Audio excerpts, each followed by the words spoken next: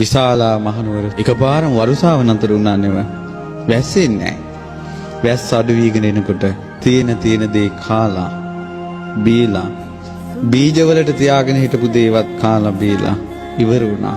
හොරෙන් වපුරපු ධන දහන්නේ ඉර විසින්ම වියලවලා දැම්මා.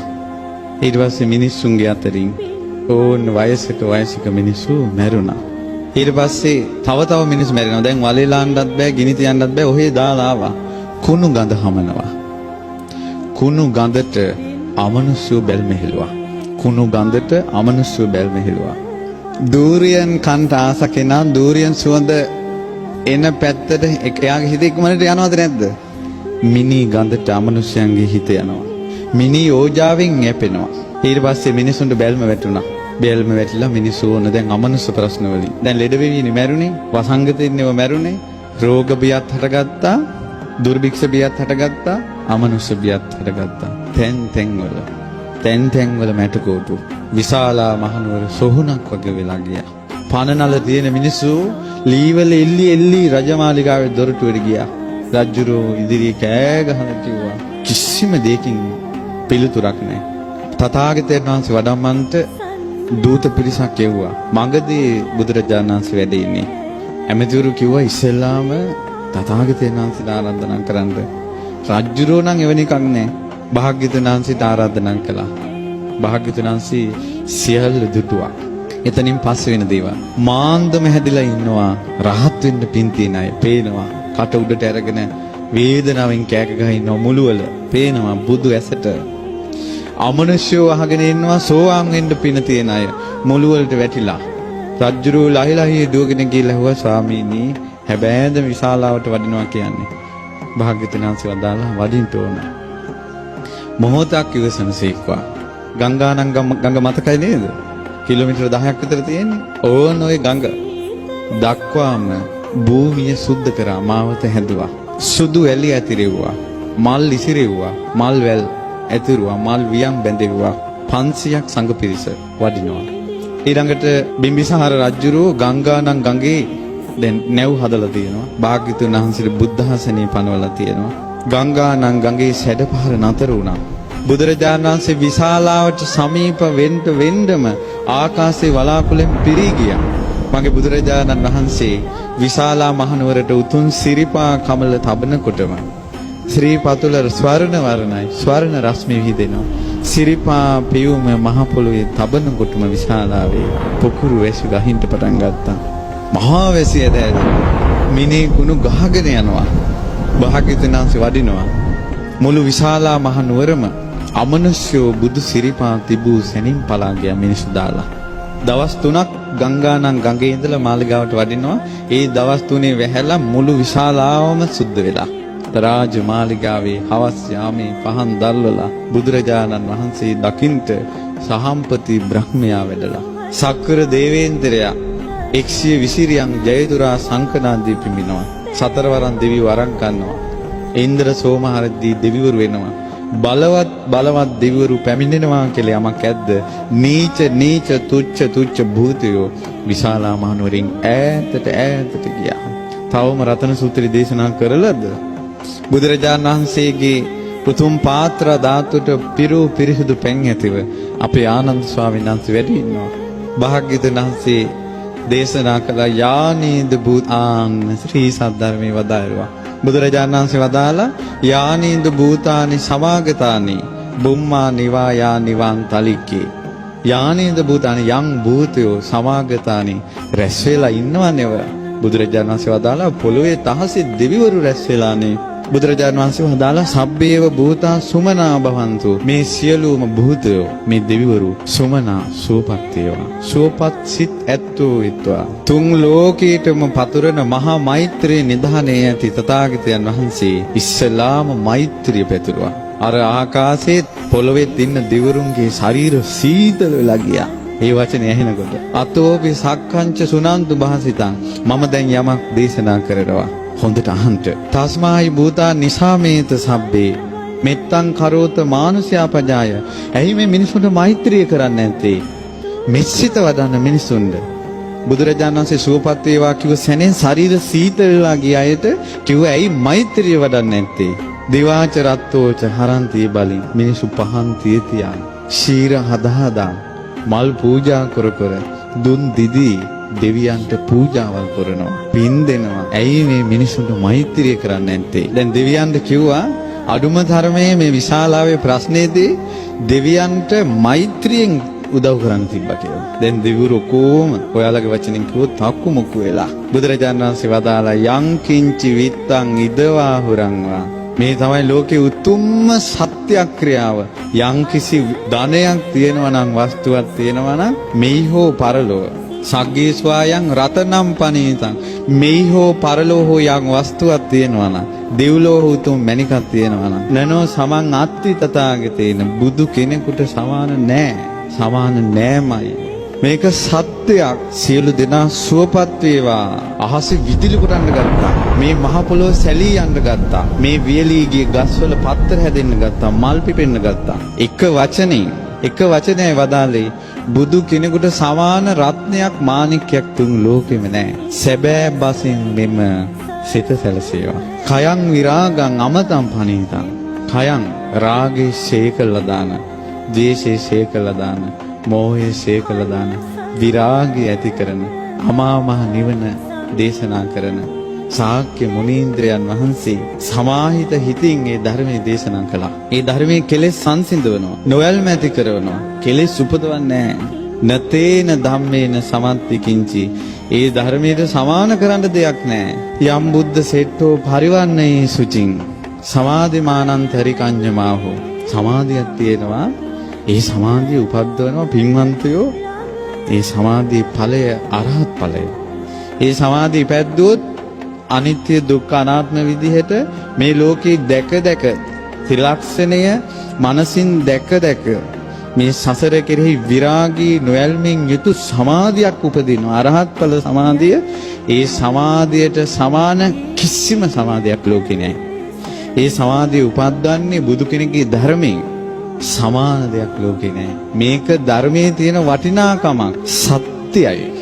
මේ ධර්මයේ මේ බණ පද වලින් පැතුරන රශ්මිය ආනුභාවයේ දසදහසක් ලෝක ධාතු වල පැතිරලා ගියා. අදත් මම මේ බණ පදේ කියනකොට ඒකයි මේ ඇඟට දැනෙන්නේ. සත්‍යයි. සැබෑ බසින් මෙම සිත සැලසේවා. බුදුරජාණන් දැක්කම ආනුභාවයේ පැතිරිලා යනවා. මිනිසුන්ගේ හිත සාන්ත වී යනවා.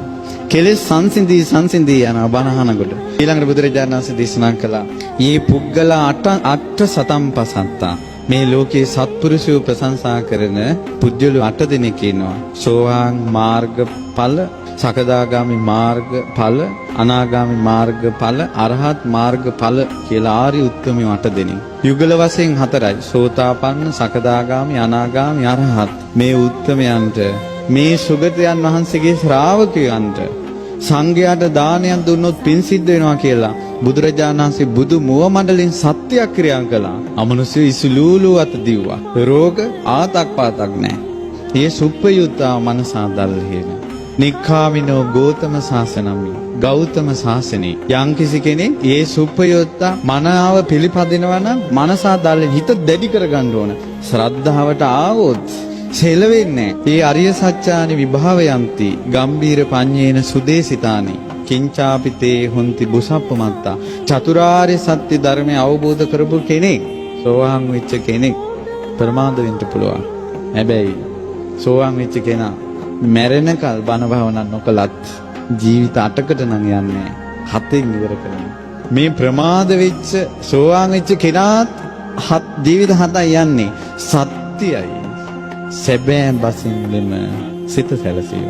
ඊට පස්සේ චතුහ පාහිච විප්පමුත්තෝ. සතර පායි වැටෙන්නේ නැහැ කවදාවත්. ඔච්චර දීර්ඝායස තියෙන නිරේවල් වල වැටෙන්නේ නැහැ. ඊළඟට චචාපි ඨානානි අබබ්බෝ කාතුම්. පව් 6ක් කෙරෙන්නෙම නැහැ. මව් මැරීම, පියා මැරීම, බුදුන්ගෙන් ලේසෙලවීම, බෝධියක් නපුරු හිතකින් අත්තක් කැඩෙන්නේ නැහැ. යාති සෝවන් වෙච්ච කෙනාගේ.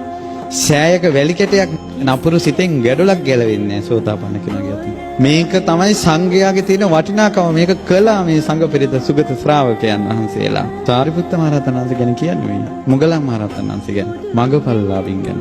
සත්‍යයි. සැබෑ බසින් මෙම සිත සැලසේවා. ඊළඟට බුදුරජාණන් වහන්සේ දේශනා කළා යම් පව්කමක් කෙරුණොත් හංගගෙන ඉන්නේ කිංචාපිසෝ කම්මං කරෝති පාපකා කායේන වාචාය මනසා කයෙන් වචනේ මනස වචනයම යන්න පුළුවන් වැරදිලා කතාව පිට ක්‍රියාවෙන් වරද්දක් වෙන්න පුළුවන් හංග ගන්නෑ සෝවාන් කෙනා කියනවමයි වැරද්දක් වුණොත් විවෘත වෙන එක සෝවාන් වෙන්න සුදුසුකම වනප්ප ගුම්බේ යතා පුස්සිතග්ගේ ගිම්හාන මාසයේ පටමස්මින් ගිම්මේ පෙබරවාරි මාර්තු වල ගිම්හානේ පළමු වෙන වසන්ත කාලේ මල් පිපෙනවා දැන් මේ මැයි මල් පිපිලා තියෙන්නේ අස්සන මල් හැම ගහකම මල් පිපෙනවා ඒ විදිහට කියනවා බුදුබණ පද දේශනා කරේ ඇයි දැන් මේ ධර්මයේ දේශනා කරන බුදුරජාණන් වහන්සේ මේ රතන සූත්‍රයේ දේශනා කරනකොට පළවෙනි වතාවේ 84000ක් මාර්ගඵල ලැබුවා. කොච්චර මල් පිපුණාද? දෙවෙනි දවසේ දේශනා කරනකොට 84000ක් මාර්ගඵල ලැබුවා. කොච්චර මල් පිපුණාද? 7 දවසක් දේශනා කළා. බුදු මුව මඩලින් සත්වතාවක් දේශනා කරපු සූත්‍රය රතන සූත්‍රය. 588000ක් මාර්ගඵල ලැබුවා. ගිම්හානේ පළමු වෙන වසන්ත කාලේ මල් පිපෙනවා වගේ දහම් දෙසුවේ මගේ බුදුරජාණන් වහන්සේ. මගේ බුදුරජාණන් වහන්සේට එහෙම කරන්න පුළුවන්. බුදුරජාණන් වහන්සේගේ මෙවැනි රතනයක් තියෙනවා. සැබෑ බසින් මෙම සිත සැලසේවා. බුදුගුණ මල් පිපෙනවා වගේ බණ කියන්නේ. වරෝ වරඤ්ඤෝ වරදෝ වරහර උතුම් මුනිදු වරෝ උතුම් වරඤ්ඤෝ උතුම් දේ අවබෝධ කරගත්ත වරදෝ උතුම් දේ දන් දෙන බුදුරජාණන් වහන්සේ අනුත්තර වූ උතුම් ශ්‍රේෂ්ඨ ශ්‍රී සද්ධර්මයේ වදාලා මේ උතුම් ධර්මයක් උතුම් කෙනෙක් උතුම් දේ දෙමින් කියන එක බුදු කෙනෙකුට විතරයි කරන්න පුළුවන්. මේ දේශනා කරනකොට පින්වත්නි එතන රාත්‍රියේ පහනක් නෙවිලා ගියා. බුදුරජාණන් වහන්සේ වදාලා කීනං පුරාණං නවන්නත්ති සම්භව.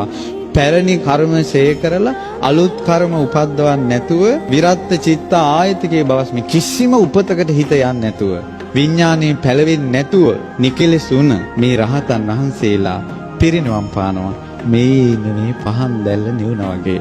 කොහෙට මේ පහන් දැල්ල ගියේ තැනක් තියෙනවද? තිරත් ඉවරුණාට පස්සේ තෙලුත් ඉවරුණාට පස්සේ පහන් දැල්ල නිවුනා. රහතන් වහන්සේලා පිරිනිවන් පාන්නේ මේ පහන් දැල්ල නිවෙනවා වගේ කිව්වා. සත්‍යයක් සංඝයායක කරනවා.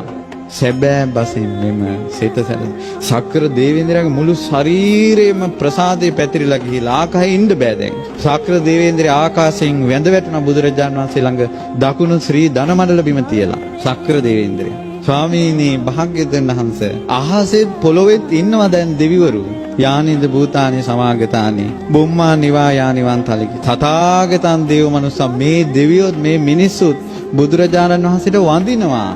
බුද්ධ වන්දනාව සත්‍යයි. සැබෑ බසින් මෙම සිත සැලසේවා. සක්‍ර දේවේන්ද්‍රයා ලෝකෙටම සෙත් පැතුවේ බුදුන් ඇඳලා. හැමදාම හැන්දෑවට බුදුන් අඳින්න නැත්තම් කොච්චර දෙයක්ද?